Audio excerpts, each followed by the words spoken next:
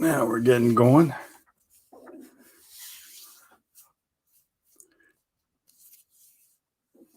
See if we can pick up a few things here.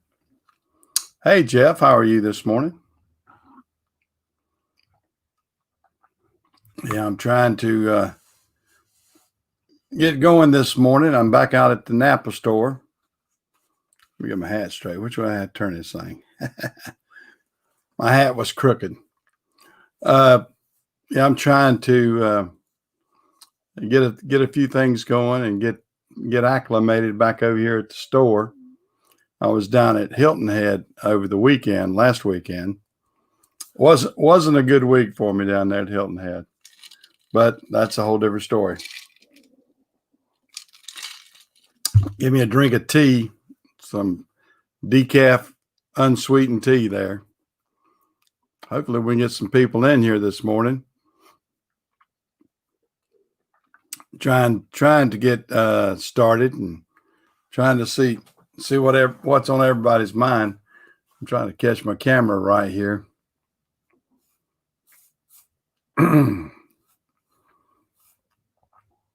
Everybody late getting up this morning, so we had to change the time last week, and I think some people are still not acclimated to it. But hopefully we can get some people in here so I can get started. Jeff, you're alone. Well, there's some other people popping in. For a minute there, I thought you were going to be the lone wolf there. Oh, me. Yeah, I got to get everybody's computers up and going this morning. Get them stirred up. See what they'll do. Last Sunday, I had to cut my broadcast a little short. I had the issue with a driver that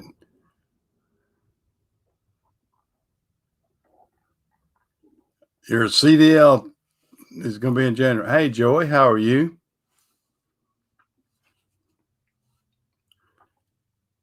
January 11th, 2021. Okay. Hey, Robert, how are you? Yeah. Trying to just kind of wake up this Sunday morning. I'm feeling a little bit better every day, every week. I'm trying to lose some weight. My wife says I'm losing it up in my face a little bit because I need it off my gut too. I've lost about 25 pounds. Hey, Jerry, how are you? Yeah, I'm got something in my tooth there. Hey, Patrick, how are you this morning? Or it's good afternoon to you, isn't it, Patrick? Yeah, I'm trying to continue to tone up. I'm walking more. Trying to get my health in good shape. It's tough after a hard time. Hey, James. Hey, NC Trucker.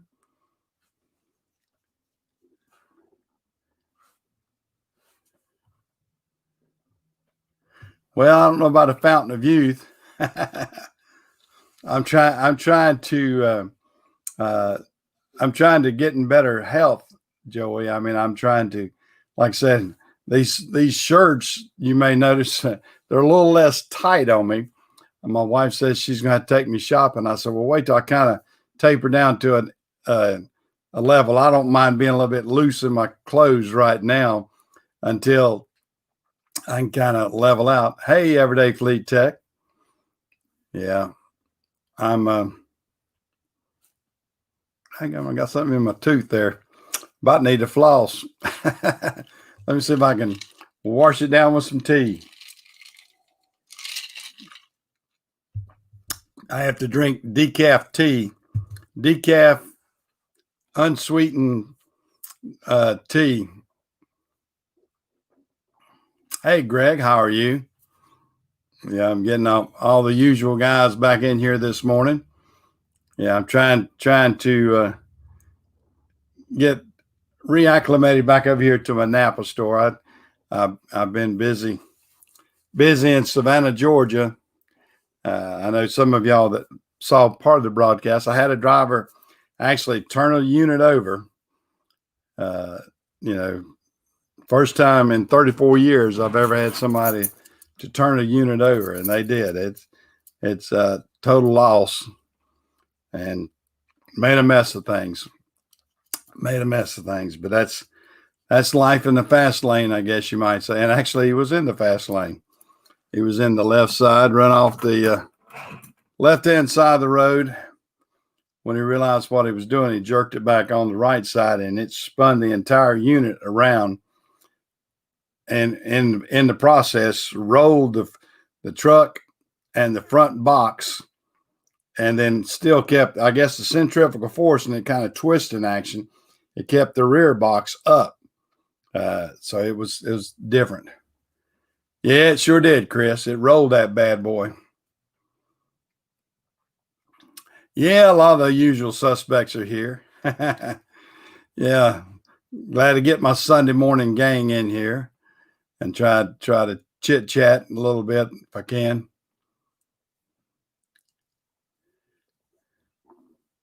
Oh, you're off the diet Mountain Dew, are you, Jerry? Well, I'm off all caffeinated drinks. I'm not drinking any caffeinated drinks at all, and I'm like I said, I've got decaf. I haven't had a caffeinated drink or a cola of any sorts like that in, I guess, over 3 months now. Yeah. Is AgTech in here? I didn't see AgTech. Where's Ag? Yeah, there's AgTech. Yeah, hey AgTech, how are you? I chatted with some of the guys last night on Heavy Wrenches channel. Yeah, I was trying to get acclimated this morning, like I said, and get back into the swing of things. I'm feeling better every week. I know a lot of guys ask about my health and everything, and I'm feeling real healthy every week. My wife is making sure I get out and walk about a mile or so a day. And so I'm getting out, I'm walking, I'm getting more strength. I'm not able to pick up anything yet. So I have to watch myself up at my shop. You get into a habit, you think, well, I can grab that and pick it up. And then once you pick it up and you feel these stitches or whatever kind of tug, you say, well, maybe I shouldn't. Yeah. Well, thank you, comfortable man. Yeah, I'm trying to do my best. So far, so good. I'm gonna have to get like my mother always said, my nose is itching a little bit. Maybe somebody's coming. I don't know why they got that's a saying, but my mother used to say it all the time. So if your nose is itching, somebody's coming.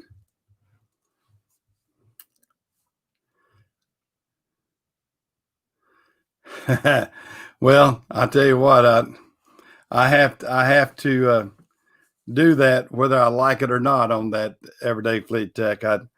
There comes a point in time that you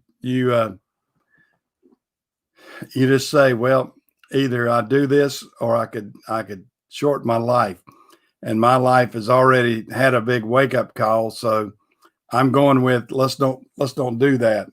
So I'm trying my best to adhere to that.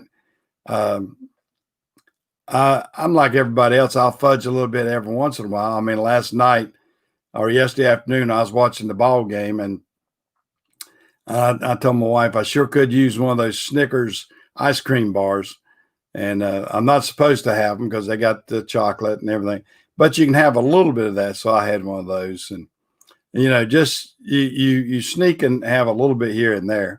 But my weight continues to drop, so I'm trying to continue on with letting my weight drop because I know that helps my diabetes part too at the same time and everything. And so I'm trying to take it real serious because I know I've had I know I've had a real wake up call. I know that the good Lord spared me a couple of months ago, and I better say hey, this is a call that somebody warned you, and it's a huge warning. So I'm trying my best to kind of adhere to that. And if you do that, I mean, that's like people smoking and everything else.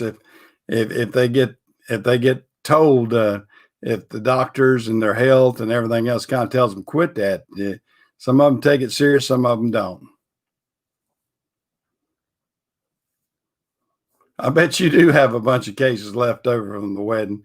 I saw that those stacks of drinks, and yeah, just don't get too much into the. You had a lot of beer left over too, Dave. You probably had to hand that out for all your. I guess the afternoon workers, when they finish, you could treat them to a beer. Hey, Kevin, how are you?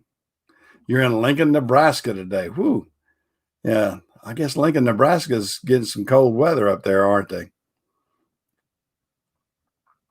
Yeah, the body does warn you, and that's a lot of people ask me about the heart attack. Said, "Well, how did you know you was having a heart attack?" I didn't actually know I was having a heart attack, but I knew that something was wrong. I mean, the tightness in my chest and the tightness in my arm were two indicators, and I knew my breathing was not as good as it should have been, and so that was some of the indicators for me. You're doing pretty good now. Oh, you're below 6. Well, that's great, Walter. Yeah, I hope I can get below 6 or below 7. I think you got about 6.5 is less than diabetic then. Yeah, yeah, that's the way it goes. Fleet Tech. I just my dad smoked for a number of years, and then he just decided to put it down, and I really believe it lengthened his life too, because had he not, of course, he died of a heart attack. Just that runs in my family, and it. But his dad, after his dad passed away with cancer, he put it down and didn't pick it back up again. Hey, James, how are you?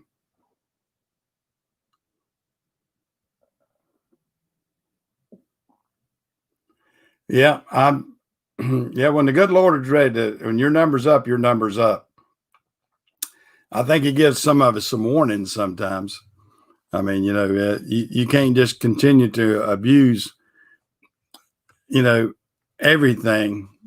Uh, I think the good Lord gives us some warnings and says, "Hey, this is a wake up call. Quit it or else." Wow, you're getting a storm there this weekend. Wow, I don't envy those that have the snow. I watch a couple channels that and they're showing the snow up there in Minnesota and upper Michigan area and a few other places, and I don't envy that at all. Yeah, yeah. I had an uncle that dropped dead at 39 too, and he was a heavy smoker. He had actually just walked out of the doctor's office and walked across the street to get him a Coca-Cola and dropped dead right at the service station, and had a heart attack and died instantly at 39 years old. So it can happen. Yeah, it can happen real quick, and uh, I have some friends that smoke, and you tell them, I wish you would quit. And the one driver that I had, David, he was a smoker. Of course, he has quit, but he realizes he wished he had quit years ago. Uh, I mean, he always kind of joked, "Well, that'll probably take me out," and it almost did. It almost did. So it's tough. We get some ice storms occasionally, Jerry. Not that many. I mean, we get snow down here in the Carolinas, but nothing like they get up north. Or we're right in the Piedmont area of the North Carolina. We get we get a little bit more than say Atlanta does, but I mean a lot of stuff coming out of the South comes right up here. Sometimes Atlanta might get if Atlanta's got a snowstorm, we're going to get a real big snowstorm usually, because it comes right up I-85. It seems like every time, and those I-85 storms are just horrendous at times.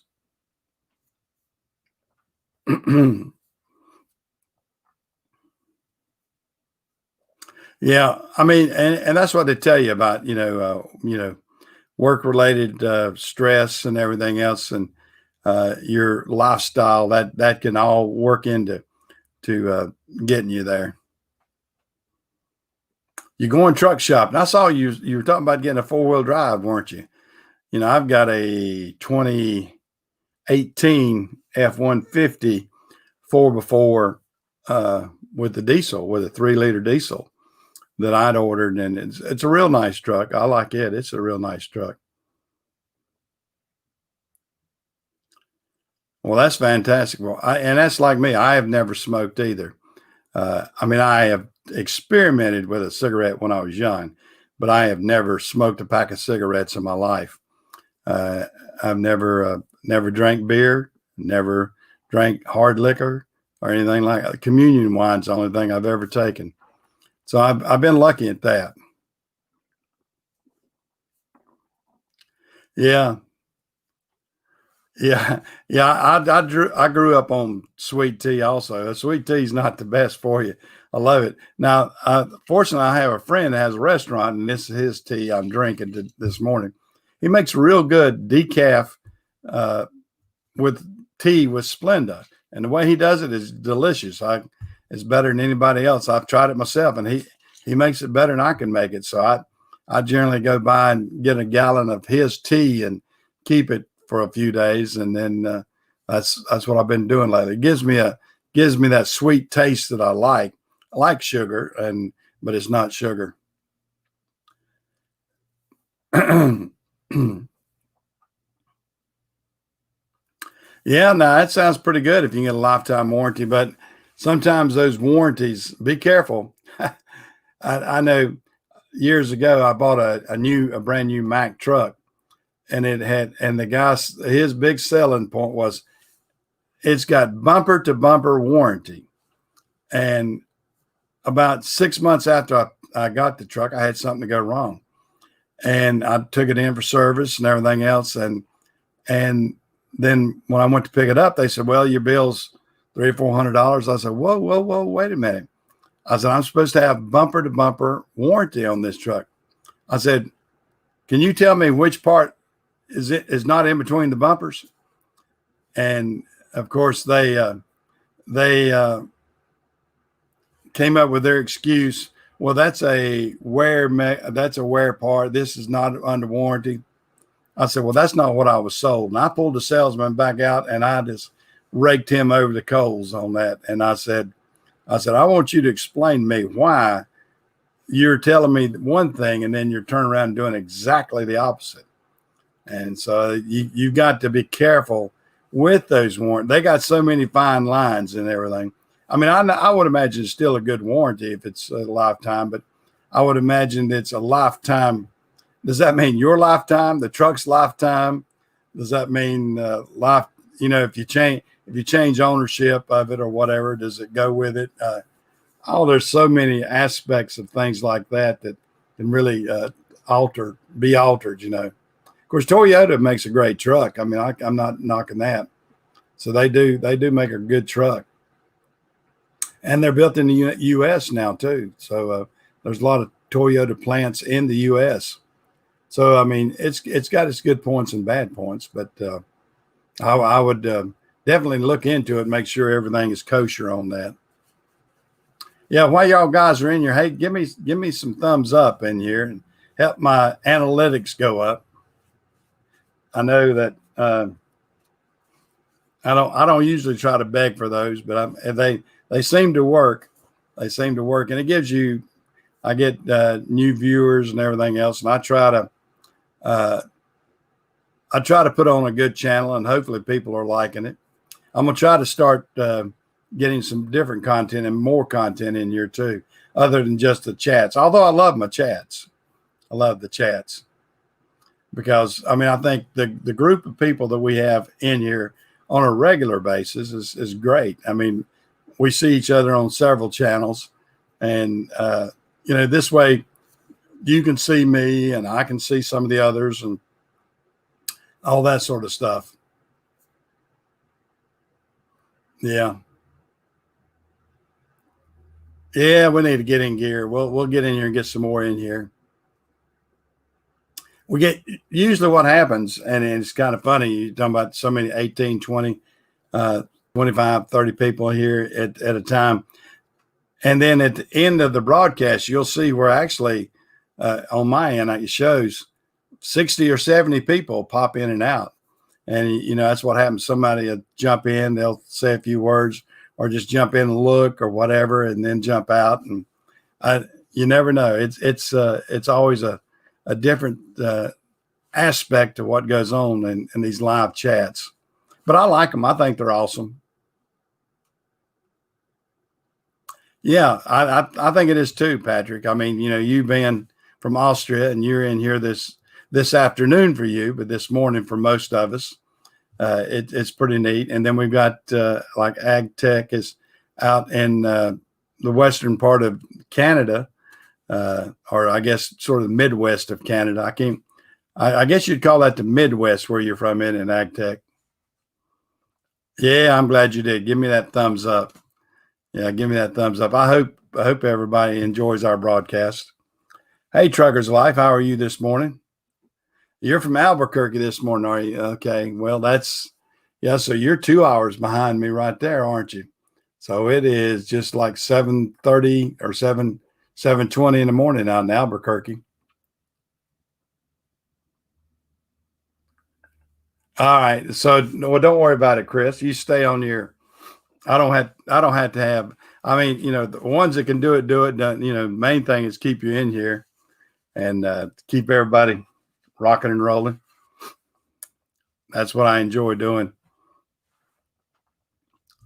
Yeah, I'm actually using StreamYard this morning too, and I didn't know if anybody else wanted to jump in and chat with us live. I'll be glad to take a live chatter in here too. I haven't done that in several weeks. But if somebody wants to to join the chat live with me and help and broadcast a little bit, we can do that. And just raise your hand. Raise your hand. Anybody, any of the guys that, somebody like Patrick. Nobody knows what Patrick looks like. Patrick, have you got a good camera or phone or any good connection? We can get you on here. Yeah. I definitely think the fuel prices are going to go up. I mean, there's too many aspects of. My son is in a fuel related business. They build the mining equipment, they build stuff for tankers and all like that, and they've kind of had a lot of their orders on hold, waiting to see the outcome of the election. So it's going to be tough. For everybody that voted for Biden. Mark this word. I mean, I know I filled up in South Carolina on my diesel the other day. It was $1.84. And I told my wife, I said, this will probably be the last time in the next near future that I'll fill up for $1.84. I look for it to go up to $3 or $4 before 1 or 2 years. I'm scared of the inflationary, and you're seeing inflation in everything with the supply chain as it is right now. Anyway, the supply chain is really messed up. And a lot of it has to do with the imports. A lot of it has to be all kind of different things. But it's going to be a very critical time. A lot of people may regret their vote the way they did. And that's the way of the world, though. I mean, I've lived through when I first started voting, there was a Republican, and then there's a Democrat, then back to Republican for 12 years, then Democrat for 8 years, then back to Republican for 8 years, then back to Democrat for 8 years, Republican for 4 years. So, I mean, I've seen it evolve all around since I've been voting. So, I mean, I voted. But first one I voted for was in the Nixon-McGovern race. That's back in the early 70s. That's the first presidential election that I voted for. And then I voted for that one. And then the Jimmy Carter, who did he run against? Oh, Gerald Ford. Yeah. and then the Nixon. I'm not Nixon. Reagan, the Reagan Carter, and Reagan beat Carter, and then Reagan beat who did Reagan? Mondale. He went against Mondale the second time, and then on and on and on. I think a lot of the working class people did vote for Trump. I voted for Trump. I'm not ashamed of it. I don't. I felt like he would have been better, but we're going to have to live with what we've got. That's for sure, and hope we can do the best. Yeah, I need to do a review. That's one of the things I've thought about doing, ag tech. I've had that. I've got 50,000 miles on that 2018 diesel 3-liter, and it does a great job. And see, no, I'm sorry to say, I thought for a second I was driving it today, but I'm not. But it's doing a great job. Gets about 32 miles to the gallon. I mean, it's great. It's got great pulling power too. It's got a 10-speed automatic. I mean, I love that 10-speed automatic in it. And so it is really a nice vehicle to, and it's loaded up. It's an XLT. It's an XLT 4x4, and I had that special ordered on a fleet. You can only order it on a fleet thing. A general public couldn't order it the way I ordered it. They could either get XL or they had to jump up to the Lariat, I think. So it was really weird.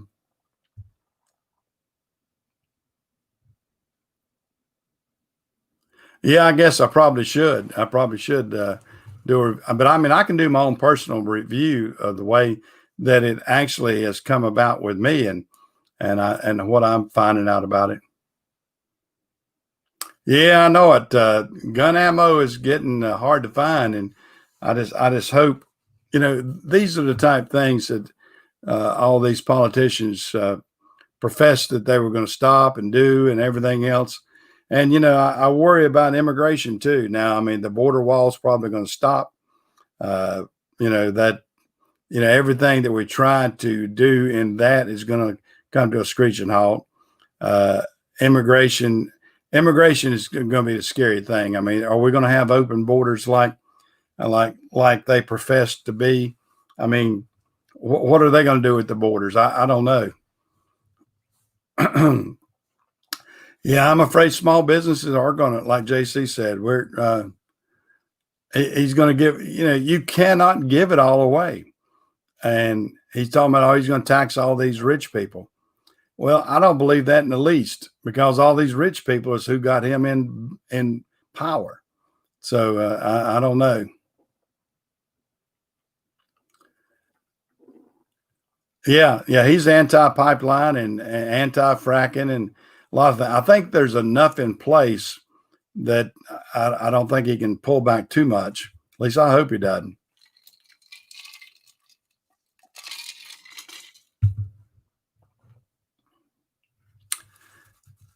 Yeah. Well, my F-150 that I've got, Fleet Tech, is really not. I mean, like I said, it's very economical. 32 miles to the gallon for an F-150 3-liter, and it's strong. It's stout. It's as stout as I need it for a pickup. Now, and when I need stronger trucks, I've got a dually with the Cummins diesel in it, and I've got anything bigger than that, then I got to put a full size big truck on it.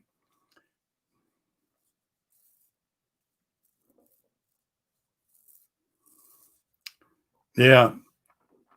Well, the problem with the niche market on that is the supply chain on that, Chris.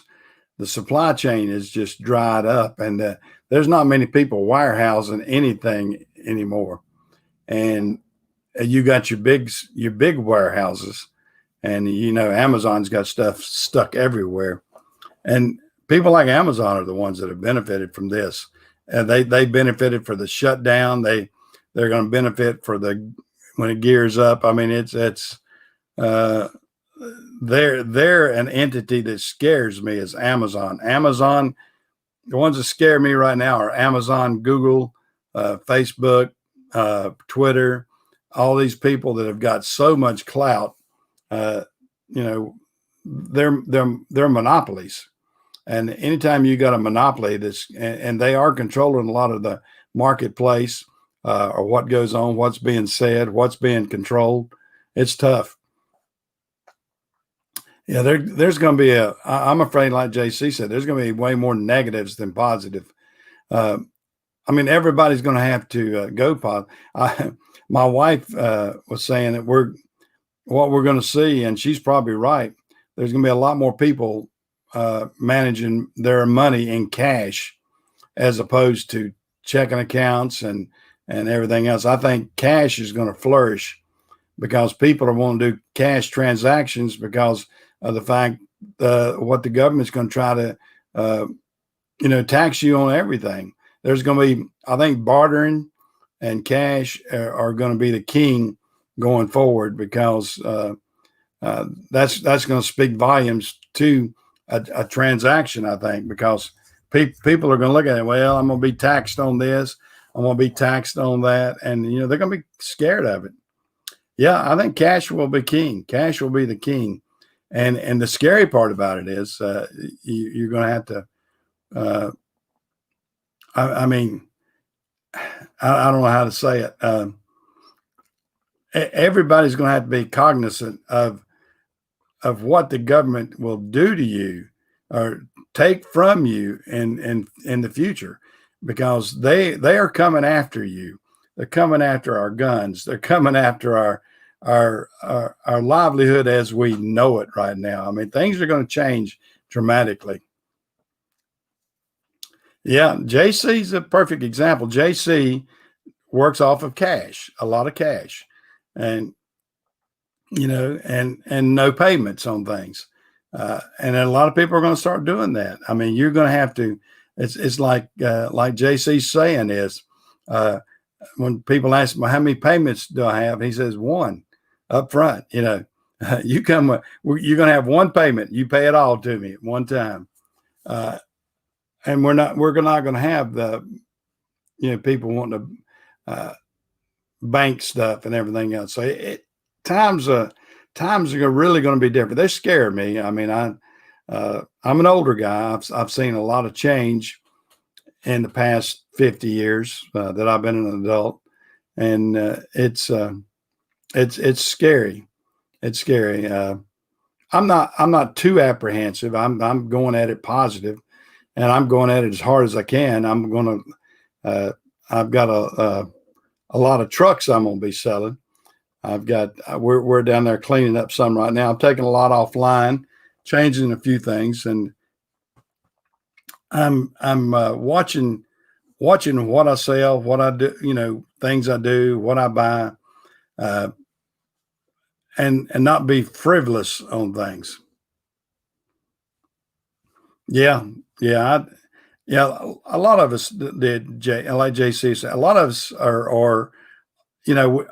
I grew up just my dad had an average job.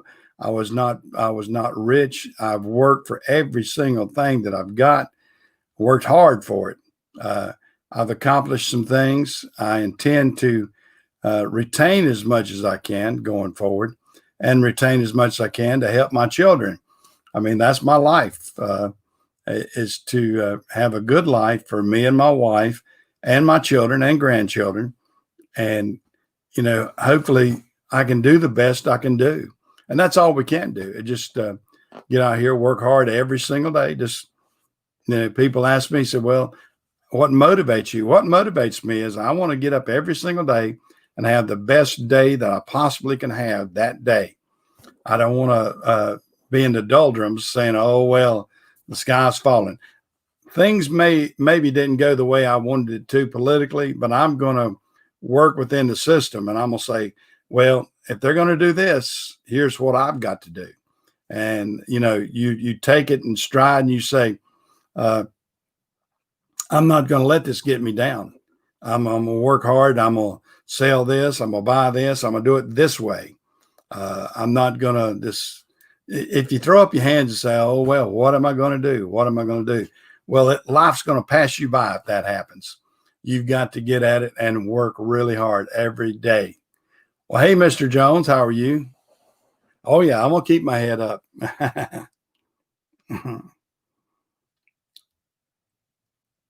Yeah. And if you get up each and every day, and it's sort of like the old days when he was a frontier guy. He got up every single day. He knew that he had to go out into the woods. He had to kill some game. He had to do this. He had to do that. And if it was good weather, they'd grow a family garden or something like that. But when you think of the frontier days, we're in a new frontier as it stands right now. So you're going to have to get up every single day and say, what can I do to better myself? For one thing, don't go too far in debt. I would not go into debt right now, for sure. Not unless, I really think that a person needs to, rethink any debt that he has. Yeah. Yeah. Well, yeah. And then that's what you got to do. You got to think like, you're broke. You got to, what are you going to dig out there and do? Uh, and look at each project. I mean, guys, I know y'all hear me talk about JC, but I like JC. Me and him are good friends. He's come down here and he and I did some transactions together. But I like JC's attitude. He works at different projects, and I know y'all guys have seen his projects. It could be he's working on that Dynaho right now. He's doing something different about it, that he's making it his machine because he knows what he can do with it. He goes against conventional wisdom sometimes and does it his way, but his way is his way. And you got to admire him for what he gets accomplished. Not everybody can accomplish. Not everybody's going to tackle those things he does. I mean, you look at some of JC's projects, and I've looked at them. I go, wow, boy, he's working hard for it. And it's a one man, one woman, and I'm putting Brenda in there because she works as hard as JC. They work at that as a family business and work hard. You got to admire it. So, guys, go out there and watch JC's channel for sure. You can learn a few things. You learn a hard work ethic for sure, because he's filming it, showing us what he's doing, actually doing it. And you don't see somebody else, you don't see him filming something and then real people come out there and fix it for him. He's having to fix it himself.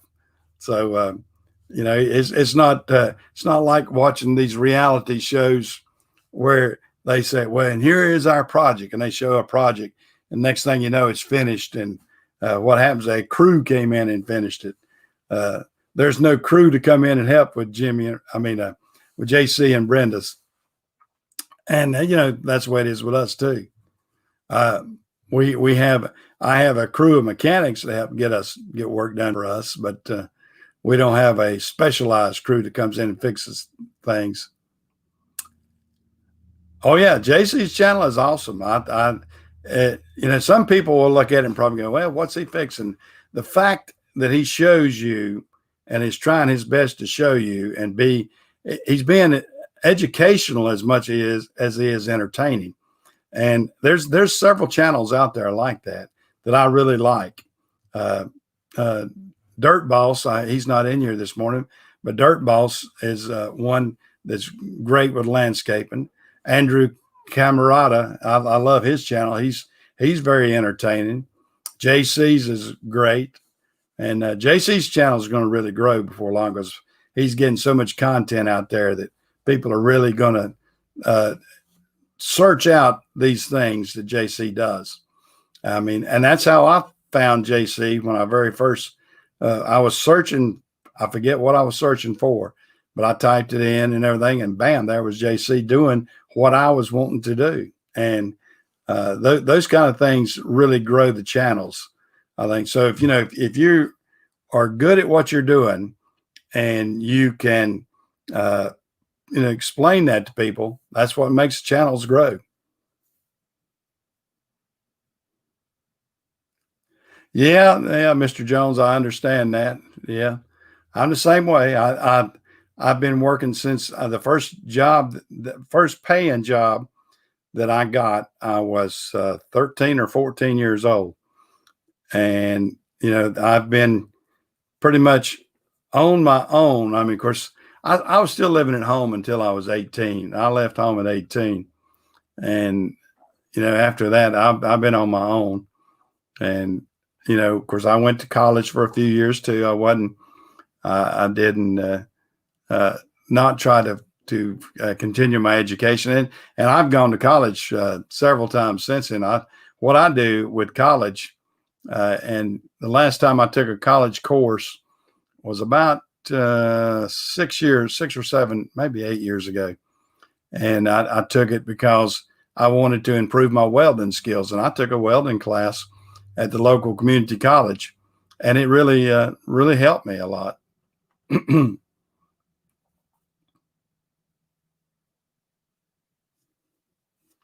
Yeah, I mean,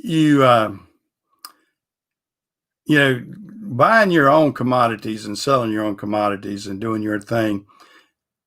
People worry about how do you sell it, how do you buy it, and the best thing, philosophy, buy it as cheap as you possibly can and sell it for as much as you can. That's the name of the game. Or buy something, fix something, and get paid for your work. That's one way of looking at it. Well, hard work is the key to everything. I think that's where the borderline from the previous election, and I watched it as it was progressing and everything.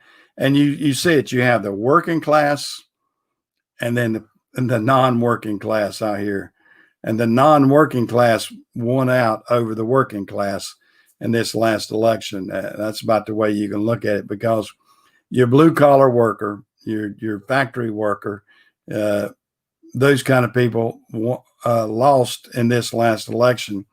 And your people that have been on government assistance and government program, and I count politicians as government assistance too.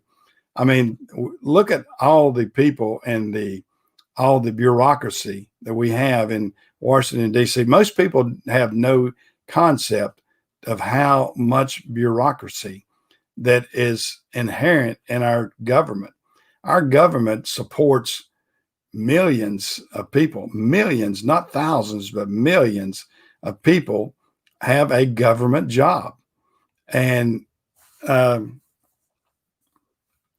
the way from school teachers, police officers, all up the rank. Now, at this last, a lot of the police officers, now they kind of joined the ranks of the blue collar over there and kind of voted against and for Trump. I think a lot of police forces and everything else, because they saw how their part of the world was being eroded.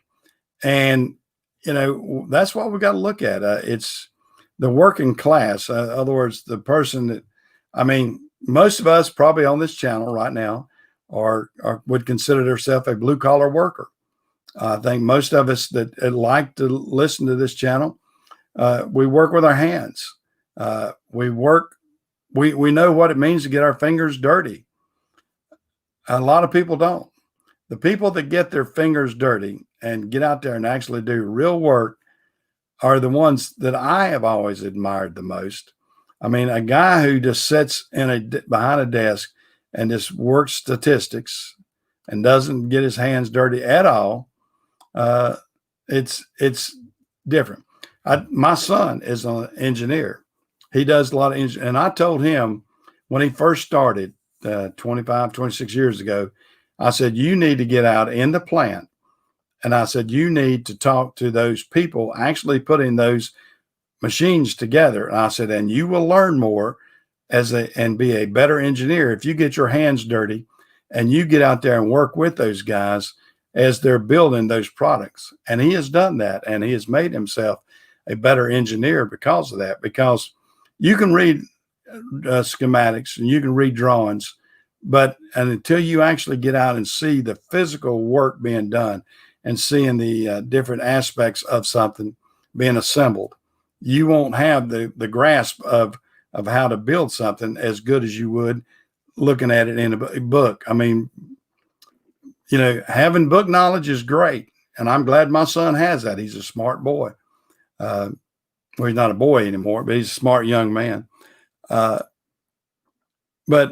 I'm so glad that he took my advice, and I think he's got the respect from those guys in the plant too, because he gets out there and gets dirty with the guys. He gets out there and he'll help tear machines down and things like that as an engineer, and he can see a good visual of what goes on with the big motors and everything a lot better than the guy who sits in the office and never attempts to go out into a plant. I mean, it's you've got to do that.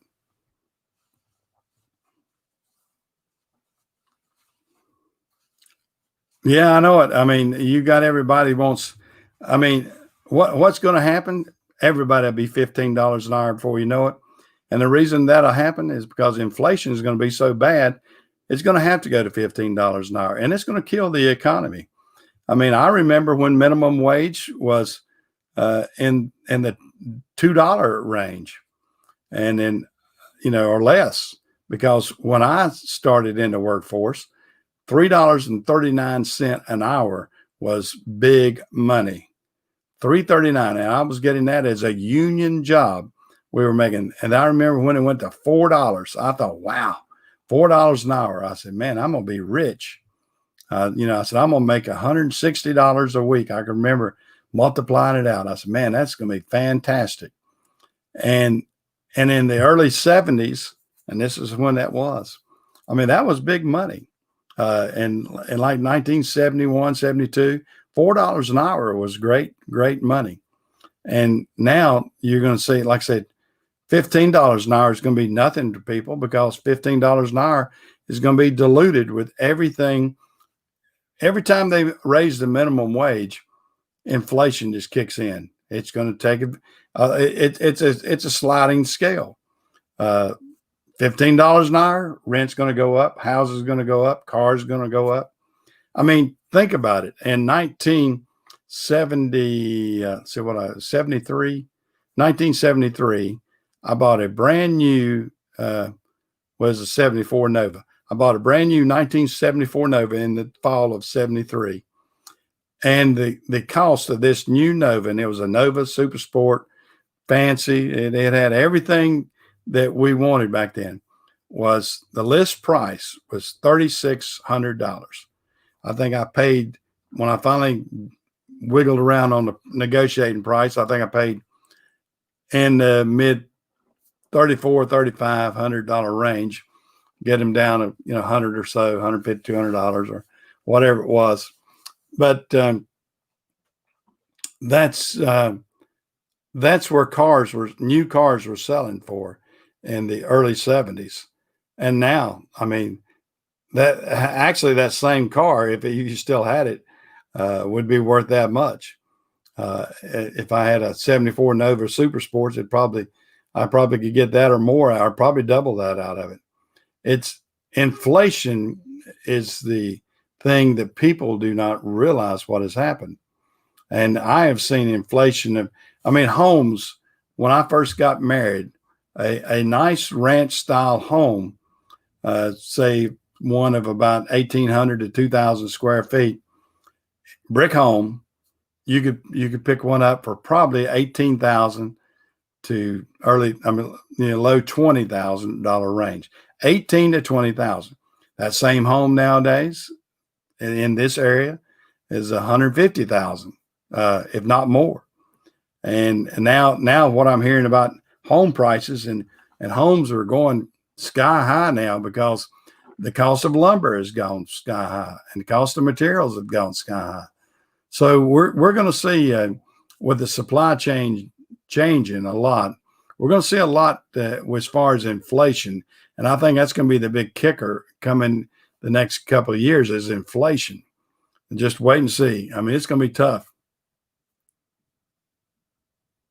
Yeah, I know. I mean, most guys, it astonishes me. I mean, I've bought several pickup trucks, brand new.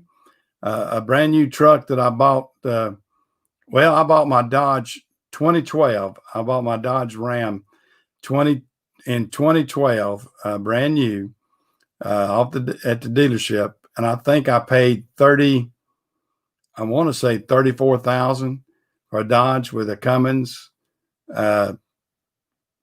diesel automatic, and dually and everything, one 4-wheel drive. And now the same thing is 50 something thousand, just base. It's unreal. Oh yeah, pickup truck is $60,000-$70,000 now, and it's getting to the point I just can't see it. Yeah, interest rates are down at I refinanced some stuff a couple years ago, and I think I got it for 3.2 at that time. Yeah, and 2.5. I'm hearing those, but those will be going away quickly. Those 2.5% interest rates will be going away quickly, I'm afraid. Yeah, it will. Obama, we'll be going back to Obama prices when they start making us more dependent on foreign oil, and they curtail some of this drilling and everything, and fracking and stuff like that. People will not realize how much inflation will kick in, because gas prices are going to go up, clothing, imports, everything that we've got like that's going to start going up. And then you're going to have $15 an hour because you can't buy the product. And then the people selling the product are going to be cutting back on their help because they can't afford $15 an hour. So it's going to be a vicious cycle going forward, I'm afraid. I mean, it is, it is not going to be a happy time, I don't think, in the next few years. I could be wrong. I'm going to try to be happy. I've got no reason not to be happy. JC, I don't want it to ruin your day. JC, you get out there and work hard today. Get that Dyna-Hoe fixed. And I've been watching those each project on that, and he's getting that Dyna-Hoe. Going to put that. So what is it? A Detroit or it's a little Detroit engine, isn't it? But yeah, JC's got a big project ahead on that. Interesting work. Yeah, I like seeing things, especially sometimes when you have to machine things and do it your way, change some things around. It's pretty interesting. Well, I mean, look at that. You're talking about Tent City, Chris. I mean, look at all these major cities, how they be. I don't see how they can sit back in their ivory towers in these big cities with all the fancy people, and they drive by all these slums, all these tent cities, and people that are homeless. It is just bizarre. It is so bizarre. It's pathetic. And you even got people that are working that are really on a lower class that can't even afford a house, that are living in cars, living in old motor homes, and all kind of stuff stuck around these cities. And then these cities have just let their, I mean, who wants to go to Los Angeles, San Francisco, or Portland, or some of these other places? I mean, how can you enjoy something like that? You can't, not anymore. Yeah, it's tough. Well, I hope that the country doesn't. I hope to goodness that we can hold on to the Senate, and the Senate can knock down some of the ridiculous things that Biden's going to probably try to jam through. If the Senate goes completely blue, and they're on the cusp right now, I mean, I think I looked at the mark this morning. We're 48-46. They're going to have to replace Kamala Harris, which that'll be still 47. But Georgia and North Carolina have not decided, and Alaska too. I think there's 4 states that still have outstanding Senate races right now. So we got to, of course, North Carolina's looks good. I mean, he's about 100,000 votes ahead and 98% of the votes in. I think that's going to be a pretty well call for Tom Tillis. The Georgia one, the one guy's ahead, but their rule is that they're going to have runoff if they don't get 50%, even though he's got the margin. And then so it's Georgia has a crazy Senate race situation. They got 2 Senate races. They got one that's normally done, and then one that has to fill out the remaining term. So it's tough. So we'll see. I don't know. Yeah, I feel sorry for the working class in Portland too, Yoda.